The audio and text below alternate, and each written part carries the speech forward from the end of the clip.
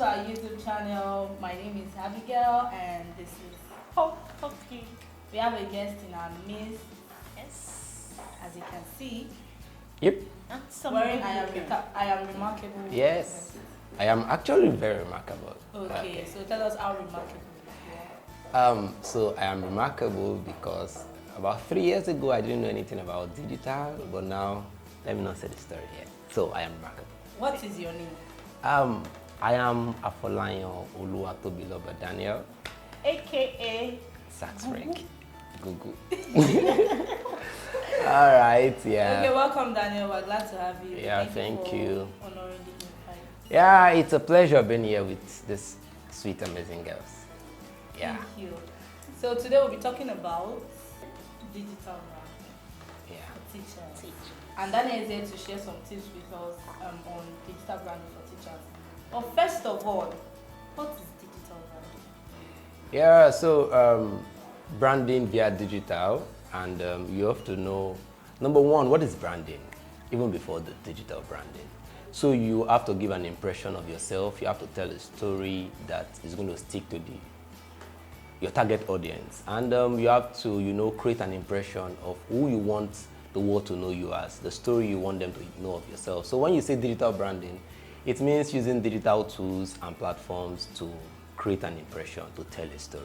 Yes, that's digital branding. Okay, so digital branding means using digital tools to create an impression of your own self. Yes, tell your personal story. Story. Yep. Tell me your personal story. That's beautiful. So basically we're talking about digital branding for teachers. So whatever it is we're going to be saying, we're going to be relating it with teachers mostly. All right. Thank you for explaining what digital branding is all about. Okay, now, but why is digital branding important? Yeah, so for teachers especially, it is a critical aspect of your professional life because you want to stand out. You don't just want to be the guy inside the classroom, just known between 8 and 4 or 9 to 3 o'clock inside the classroom, and that's all. You want to give an impression of a guy or a lady doing his job very well, knowing what to say, being a subject matter expert, and being able to communicate properly with your students, being able to share knowledge, being able to, make your students have this relationship with you. I think that is why it is very important for teachers. And sorry, especially with digital, because that is where the world is right now. Yes. That is where you have to create that impression, right? So it is critical for, and also another reason why it is important is parents also, before they release their children for teachers or to teachers, they want to be sure that whoever is handling my kid is an expert, has empathy, has knowledge, has every other thing, has communication skills. Yeah. So you want to create that impression with your parents of your students, your clients, or whatever school you might want to go to tomorrow. And even if you want to do, side hustles, class teaching, home teaching rather, you want the home parents to actually go online, look at you and say, oh, this is the right fit for my child. So that's it. And that's mostly because you shared your work, you used digital to Yes. share your work and all that.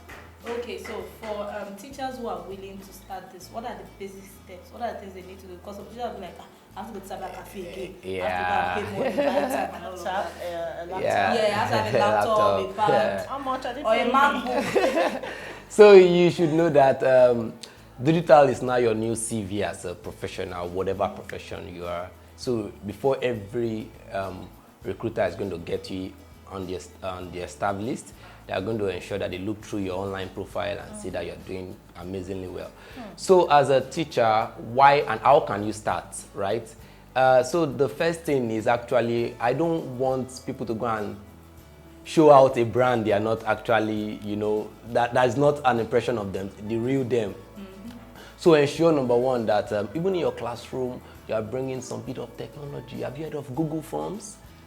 Bring out, use Google Forms to do quiz for your student in your class. Just go to docs.google.com/forms, docs.google.com/forms. You could create amazing forms, quizzes where your children in the classroom can, use those online quizzes and push they've understood how to use online forms, and you could actually use this to, get them to do assessments of some of the things you're teaching them in classroom. And if you have a lab, let's say your school don't allow students to use phones, you could go to your computer lab or whatever and set this up for them. And that's number one. So because you don't want to create an impression that I'm doing well in classroom and actually it's all fuse or errors. So number two is, how do you do this? And we have what we call medium.com. It's actually a very viral writing blog. Yeah. It has a high domain authority. So what can you do? Every day you can do a summary of whatever your classroom experience and write about. It is free. It is read by more than 5 million people every month. So you have medium.com. Medium. Yeah. So every teacher should actually be a writer, because you are writing every day. You're writing your class notes, you're writing, so you are lesson notes. Yes, sorry. So you are a writer automatically, like naturally you are a writer. So actually every week or so, pick a subject so that you are not known for everything and not an expert in one thing. Pick a subject you think you are good at, write about it on Medium, talk about it. Then on your Facebook, you can create a community and have something you talk about specifically and ensure that people follow you. Bring your classroom experience. You talk about your classroom stories. Talk about the things you are learning. Be real with it. If you had a conversation with a student and you think that other teachers can learn from the summary of that conversation, push it online. Let people see that you're a teacher with empathy, a teacher with communication skills and all of it. So they also bring about the flaws, the not so good part. Yeah, so you have to be very careful with that. But as humans actually, the moment you see somebody that is always positive and no negative, you feel that there's a comma somewhere around. So in doing your personal branding as a teacher, you have to also bring your flaws. Oh, today I did this, and so just try to minimize, do a damage control. You might not blow it out of proportion and the other negative. So find the positivity in your negativity. Find a positivity in your flaws. Yeah, so that's it. Wow, that's a whole lot, especially considering the fact that you talked about Facebook. I like that you talked about Facebook, because almost every teacher has a Facebook account just there. And it's not only for posting pictures or embed something. You can actually use that to begin building your digital branding and all that. I think it's a good one. Yeah. Thank you so much for sharing these tips with us. Right. Thank you. Do you have any other thing you'd love for us to know? Yeah, so in summary, and finally, you have to understand that majority of teachers actually have noticed that they are in the teaching profession because of circumstance rather than because of profession. And because of it, they don't own their brand, they don't own the career, they don't own, and it becomes a problem in their teaching experience. So I would say that wherever you are, wherever you find yourself, if you're in the classroom, own your teaching experience. Be proud that you're a teacher. Own your environment, own your story, write about your story, talk about your story, attend events, digital events, offline events, talk about it every now and then, because everybody respects guys that have capacity building, that builds their capacity every now and then through book reading. Read books about teaching, review it online, talk about it, and very soon you're out there. Wow. Thank you so Mind much. As Yep. review books, write them online and all of that. We need to begin to use our social media handles.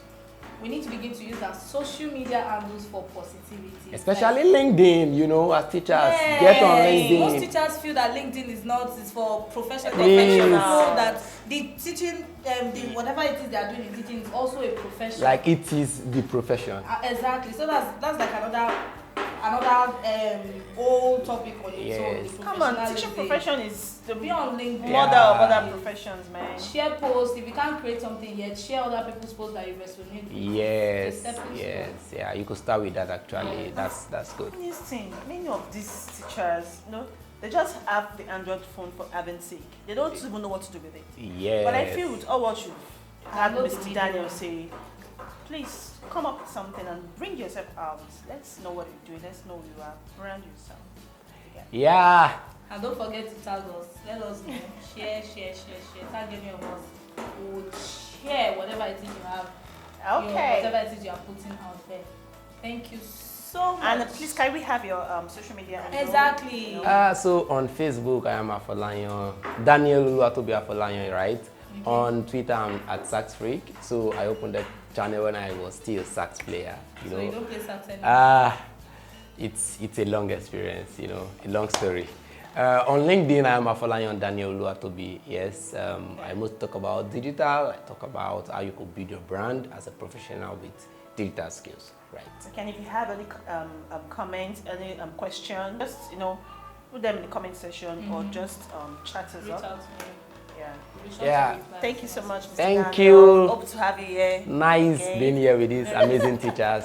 Thank you. Bye-bye. Bye-bye. So Don't much, forget to guys. like, comment, Yes. share, and subscribe Please to our don't. YouTube channel, Inside Life with Ha. Bye, guys.